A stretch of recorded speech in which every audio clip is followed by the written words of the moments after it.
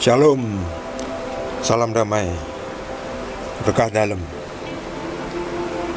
Perikop dengan judul Yesus ditangkap. Kita lanjutkan dari Matius bab 26 ayat 47 sampai 56. Waktu Yesus masih berbicara, datanglah Yudas, salah seorang dari ke-12 murid itu, dan bersama-sama dia serombongan besar orang yang membawa pedang dan pentung, disuruh oleh imam-imam kepala dan tua-tua bangsa Yahudi. Orang yang menyerahkan dia telah memberitahukan tanda ini kepada mereka. Orang yang akan kucium, itulah dia, tangkaplah dia. Dan segera ia maju mendapatkan Yesus dan berkata, "Salam Rabi," lalu mencium dia. Tetapi Yesus berkata kepadanya, "Hai teman, untuk itukah engkau datang?" Maka majulah mereka memegang Yesus dan menangkapnya.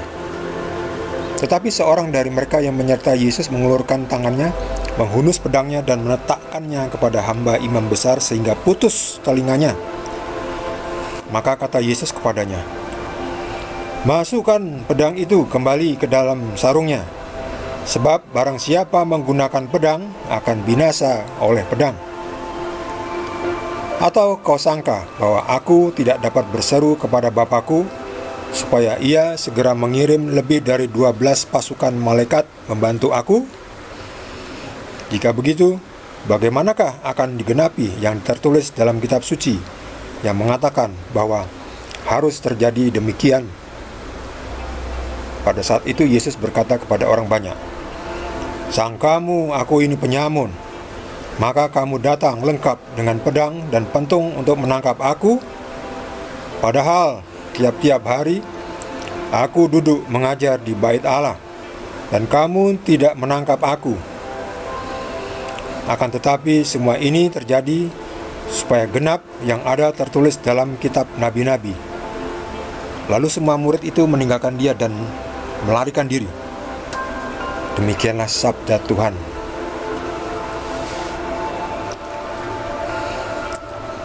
Murid-murid melarikan diri ya, lihat ini.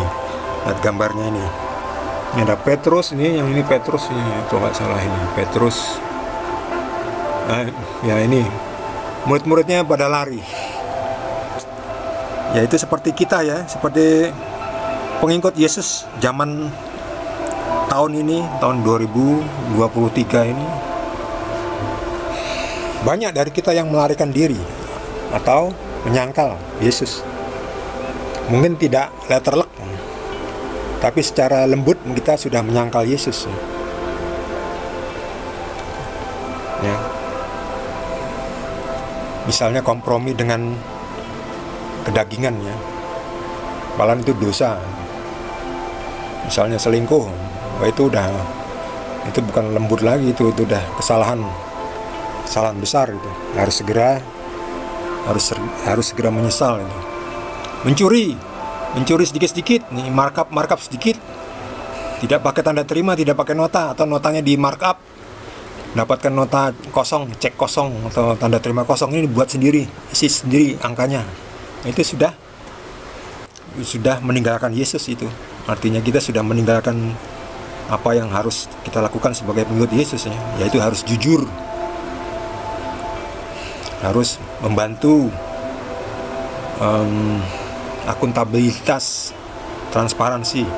Itu dalam hal keuangan, ada dalam hal lain, dalam hal kekuasaan. Jangan pakai kekuasaan jabatan kita, posisi kita untuk mendapatkan keuntungan, untuk kita mendapatkan pelayanan untuk diri kita sendiri. Dalam hal tadi harta, tahta, terus cinta, yaitu tadi. Jadi ada dosa perzinahan. Bahkan dengan melihat seorang perempuan, atau Anda seorang perempuan melihat seorang laki-laki dan siapapun lah, dan menginginkan, itu sudah berbuat zina. Nah itulah. Jadi kita juga sudah seperti murid-murid ini, kita melarikan diri. Yesus datang menghadapi Yudas, ya, orang-orang Farisi bersama imam-imam kepala, orang tua-tua bangsa Yahudi, dengan pasukan. Dan kodenya adalah bagi Yudas mencium Yesus. Orang yang akan aku cium itulah dia, tangkaplah dia. Ya, itulah. Jadi kita sering juga ya di sini. Kita sering basa-basi, mencium tangan. Padahal kita sendiri tidak menghormati orang itu. Ya tidak perlulah kita basa-basi ya. Janganlah kita basa-basi. Kita nanti jadi seperti Yudas ini. Ini Yudas ini, mencium tangannya Yesus nih.